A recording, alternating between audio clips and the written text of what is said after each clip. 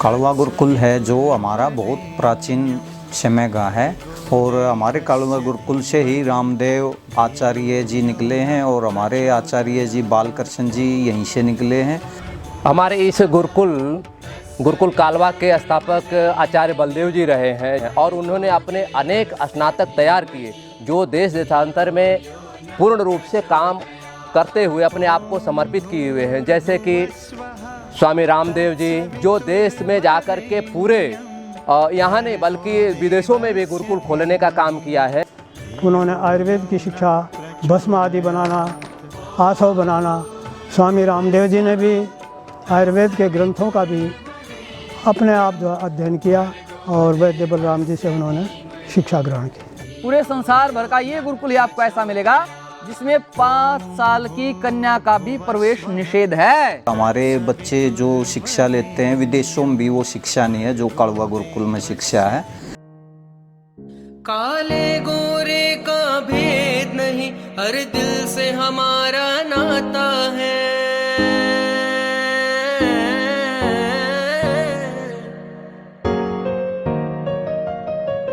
कुछ और नाता हो हमको, हमें प्यार निभाना आता है। स्वामी बाबा रामदेव जी जो योग और आयुर्वेद के लिए विश्व प्रसिद्ध हैं, उन्होंने अपने जीवन की शुरुआत इसी गुरुकुल से की।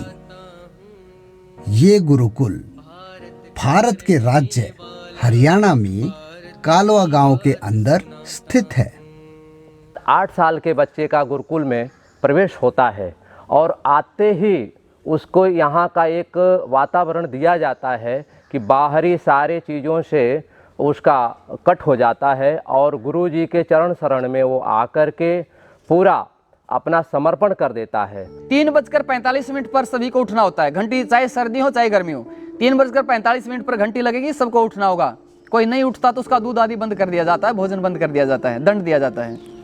यहाँ पर सोने का समय है 9 बजे घंटी लगती है मंत्र पाठ की। 9:20 तक आपको सोना होता है, चाहे आपको नींद आए ना आए, लाइट बंद करनी होगी, बिस्तर पर लेट जाना होगा आपको। 3:45 बजे जगते हैं, 3:45 बजे जग करके वेद मंत्रों का पाठ करते हैं। उसके बाद फिर शौच आदि से निवृत्त होते हैं। फिर दोनों समय हवन होता है। जो आजकल कोरोना वायरस चले है ना, ये गुरुकुल के तो आसपास भी नहीं आ सकता। क्यों? विशेष सामग्री से और गाय के घी से दोनों समय हवन होता है। बिल्कुल लगभग 1 किलो गाय के घी से हवन होता है यहाँ पर, दोनों समय इतना लगता है। और यहाँ वातावरण इतना शुद्ध है, रोग आसपास नहीं फटकते। संध्या और हवन के बाद में प्रातराश के बाद फिर नियमित रूप से पढ़ाई की जाती है।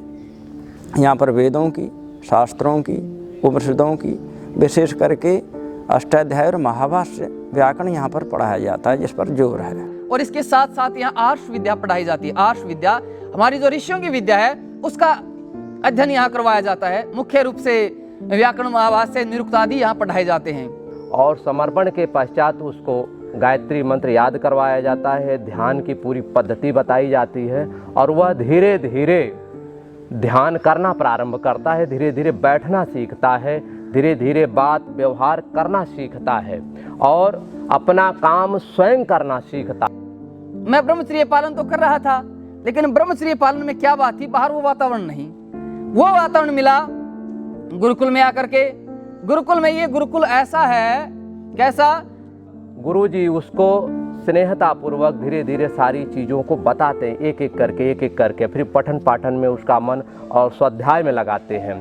पुनः उसका जो खान पीन इत्यादि है सात्विक होना चाहिए और गुरु आचार्यों को सुबह उठ करके चरण स्पर्श करना चाहिए और उसके हवन में बैठाना, हवन करना, यज्ञ करना और उसके सारे वातावरण को शुद्ध कर देते हैं गुरु जी।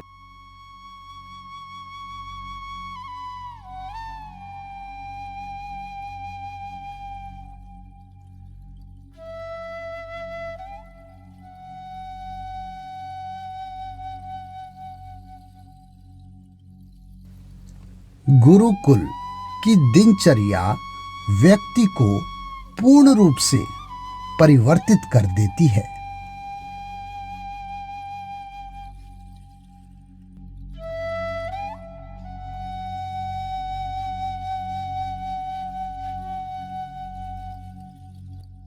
ऋषियों ने लिखा है कि यहाँ जो ब्रह्मचारी रहते हैं इस बाउंड्री के अंदर रहते हैं, आलम्बन मिलता ही नहीं। आपको आलम्बन कैसे? मान लीजिए बेल है, घिया की तोरी की बेल है, उसे जब सहारा मिलेगा तो उस पर चढ़ेगी कि नहीं चढ़ेगी? तो इसी तरह यदि आप ब्रह्मचर्य पालन कर रहे हैं तो आपको बाहर वो वासना भरा वातावरण, वो लोग जब दिखाई देंगे तो क्या होगा? आपके अंदर वासना के संस्कार उभरेंगे। लेकिन जहां ये मिलेगा ही नहीं, कहते बीज को जब वातावरण ही नहीं मिला तो कहां से अंकुरित होगा? तो इसलिए आलम्बन काट देता है गुरुकुल।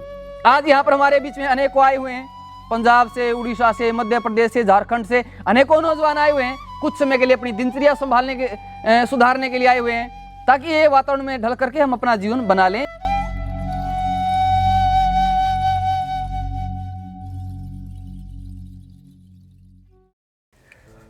गुरुकुल की दिनचर्या मनुष्य के बाहरी और भीतरी दोनों व्यक्तित्वों का रूपांतरण करती है।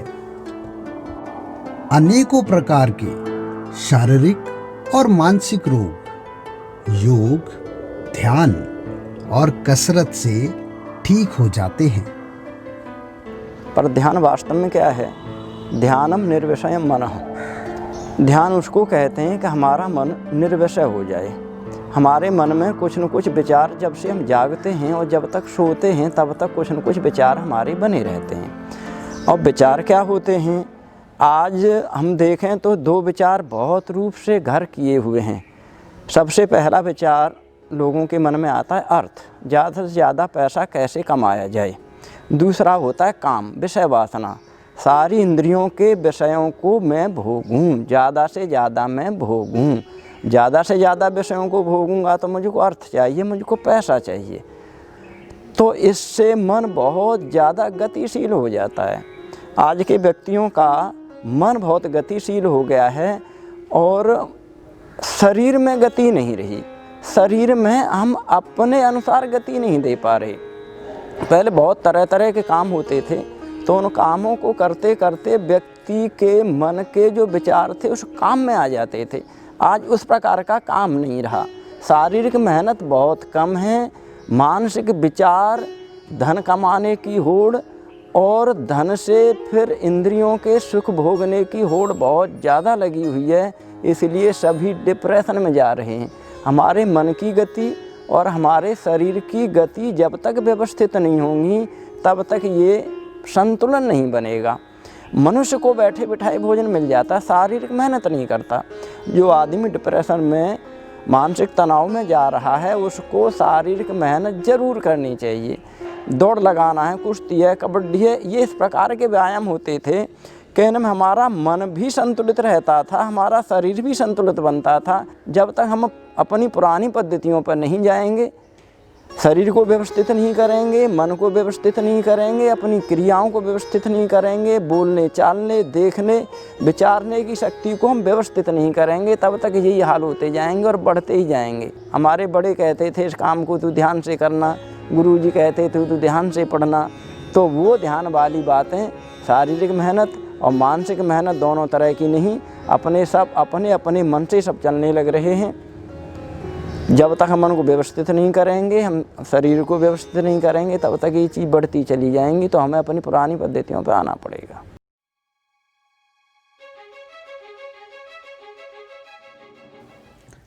आज की पीढ़ी कम उम्र में ही विकृत सोच से पीड़ित हो रही है। प्रेम प्रसंगों में बहकर जीवन के असल लक्ष्य से भटकते जा रहे हैं आज के नौजवान। देखिए, एक सामान्य मक्खी जब गुड़ के लाड़े पर बैठती है तो उसे बड़ा मीठा लगता है और मक्खी सोचती है पता नहीं क्या मिल गया, इतनी खुशी, इतना मिठास, इतना आनंद आज तक नहीं मिला। मक्खी खाते खाते मगन हो गई और खाते खाते जब उसका पेट भर गया, मक्खी ने उड़ना चाहा। मक्खी उड़ नहीं पाती, उसमें फंस जाती है, पंखे मारती है, फड़फड़ाती है, कोशिश करती है, निकल नहीं पाती और उसमें फंस करके मर जाती है। जिस मक्खी को, जिसके अंदर इतनी खुशी, इतना मिठास, इतना आनंद लगा था, अंतिम में वही इसकी मृत्यु का कारण बन गया। यही हाल होता है नौजवानों के साथ। आज जितने भी बच्चे डिप्रेशन में हैं, इन सब का कारण ब्रह्मचर्य नाश है, ये आकर्षण है, ये ब्रेकअप है इन सब का कारण।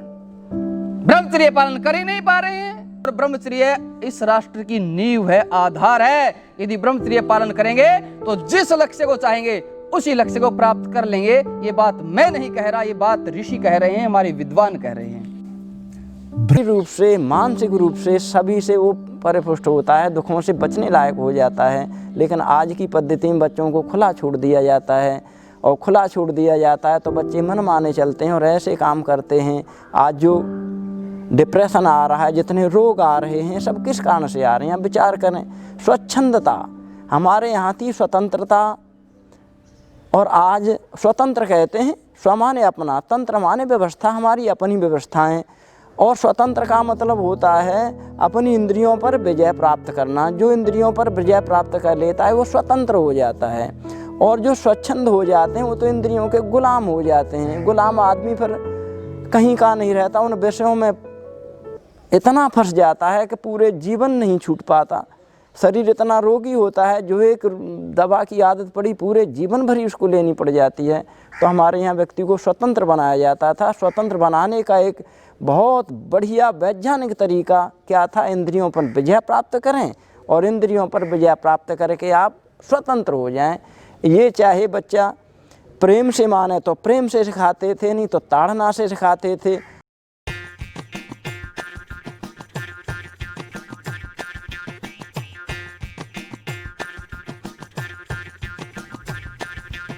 गलत खानपान हमारी शारीरिक क्षमता को दिन प्रतिदिन कम करता जा रहा है, जिससे हमारे शरीर में बीमारियों से लड़ने की क्षमता कम हो गई है। और गुरुकुल का वातावरण तो ऐसा होता था कि यहाँ कोई भी इंद्रियों का विषय रूपी भोजन उसको दिया ही नहीं जाता था। इतना सात्विक और शुद्ध भोजन होता था कि ज़्यादा नहीं खाया जाता था। आज का भोजन इतना, उसमें तरह तरह के पदार्थ मिला करके इतना स्वादिष्ट बना देते हैं। भूख होती है थोड़ी, उससे ज़्यादा मात्रा में भोजन कर जाते हैं। ज़्यादा मात्रा में भोजन कर जाते हैं तो पेट में से उस भोजन का निकलना मुश्किल हो जाता है, मोटापा आ जाता है, तरह तरह के रोग घर कर जाते हैं। पहला भोजन इतना स्वास्थ्यकर होता था, मात्रा में ही खाया पिया जाता था, इससे कोई मोटापा नहीं होता था और कोई शारीरिक रोग पैदा नहीं होते थे, न व्यक्ति इंद्रियों का गुलाम बनता था। तो ये भारतीय संस्कृति इतनी बढ़िया, इतनी सुंदर, मानसिक रूप से और शारीरिक रूप से इतना विकसित करने की पद्धति थी, उसको हमने जब से भूला है अपनी, तभी से तरह तरह के रोग आए हैं, तरह तरह की विकृतियाँ आई हैं। स्कूलों की पढ़ाई और गुरुकुल की परंपरागत शिक्षा दोनों बिल्कुल भिन्न हैं। प्राचीन शिक्षा मनुष्य का संपूर्ण विकास करती है, जबकि आज की स्कूली शिक्षा को केवल अंकों में ही मापा जा सकता है। और आजकल तो जितने विद्यालय हैं, कभी कभी तो ऐसा लगता है कि जितने विद्यालय उतने ही हर एक विद्यालय में एक थाना बनाना पड़ेगा, वहीं एक जज बिठाना पड़ेगा। इन सब कामों को व्यवस्थित करने के लिए गुरुकुल होते थे, जंगल में होते थे, कोई लड़ाई झगड़ा नहीं होता था।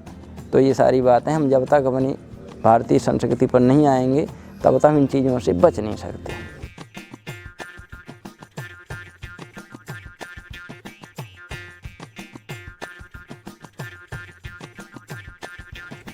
प्राचीन काल से भारतीय भोजन में घी का विशेष स्थान रहा है।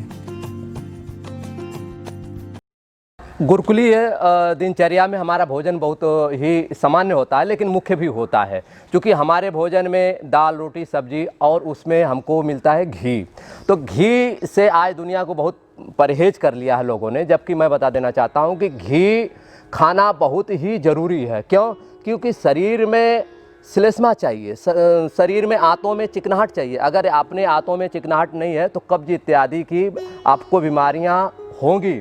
और मस्तिष्क को बढ़ाने के लिए आपको घी चाहिए, क्योंकि गाय के घी में होता है सबसे अधिक सोना, और सोना मस्तिष्क के लिए बहुत फ़ायदेमंद चीज़ होता है। तो जिनको अपने मेमोरी को बढ़ाना हो वो गाय के घी का प्रयोग करें। और डॉक्टरों ने जहाँ तक मना कर दिया घी को कि इससे फैट बढ़ता है, मैं आपको जानकारी के लिए बता देता हूँ कि गाय के घी में केवल 2% फैट मिलता है और इतना होना आवश्यक भी है जो शरीर के लिए अति आवश्यक है, और उसके ग्रहण करने से आपको कोई बीमारी नहीं होगी। और गाय के घी में सबसे बड़ी सुविधा ये दी है ईश्वर ने कि ये होता है विषनाशक। आपको जब सर्प काट लेता है तो गाय का घी पिलाया जाता है, क्यों? क्योंकि वो होता है विषनाशक, तुरंत विष को रोकता है।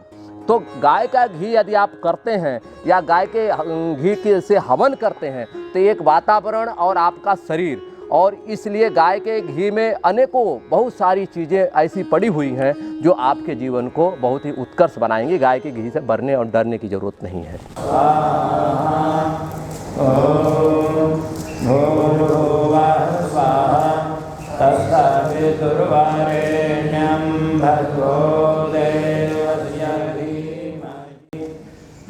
मंत्रों की शक्ति, उनकी गूंज पर्यावरण के हर जीव को शक्तिमान बना देती है।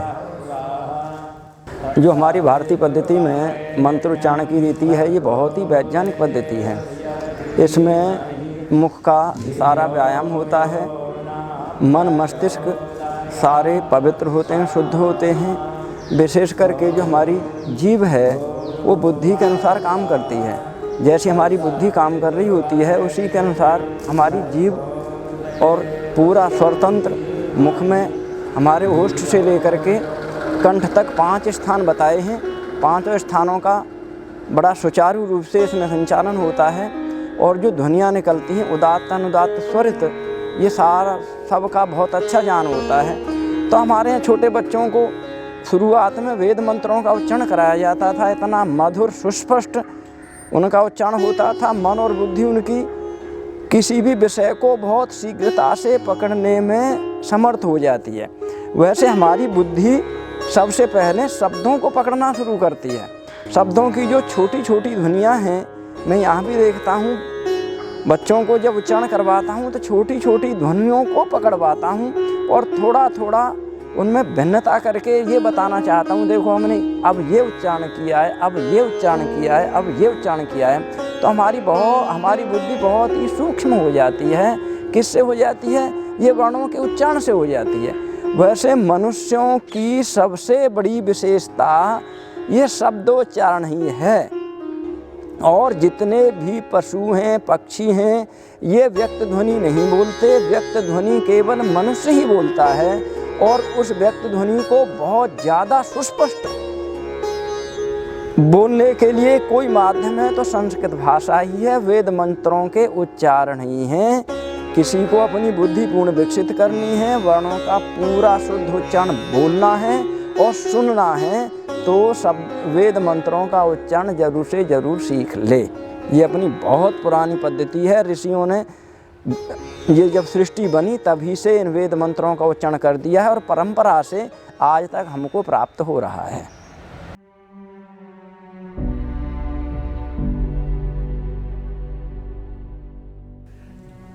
भारतीय परंपराओं में यज्ञ की परंपरा भी प्राचीन है।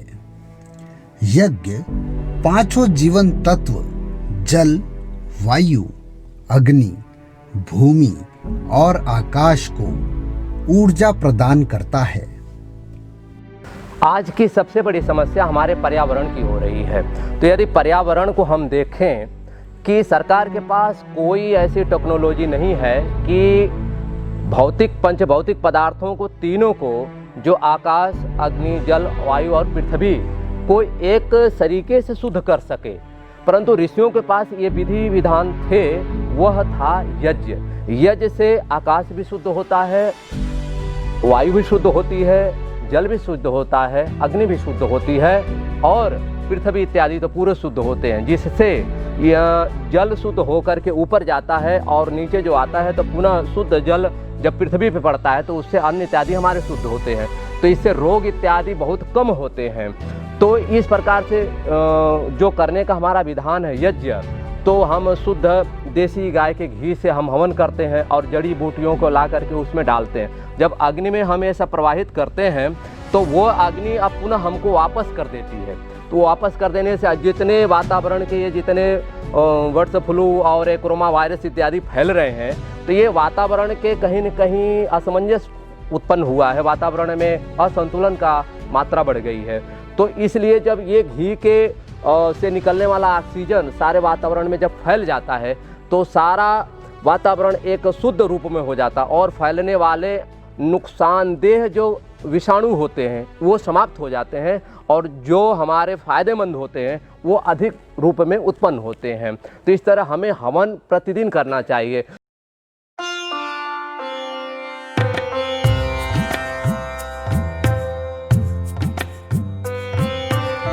हर वेशभूषा अपने आप में एक उद्देश्य रखते हैं।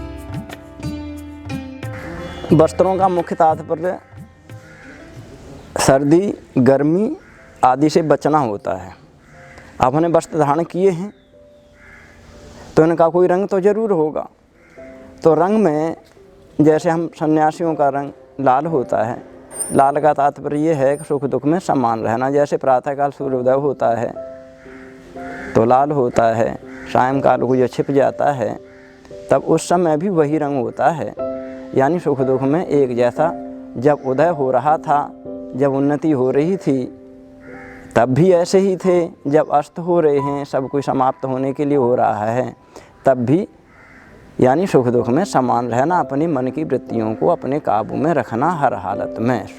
सुख के दिन हों चाहे दुख के हों, चाहे उत्थान हो रहा हो चाहे पतन हो रहा हो।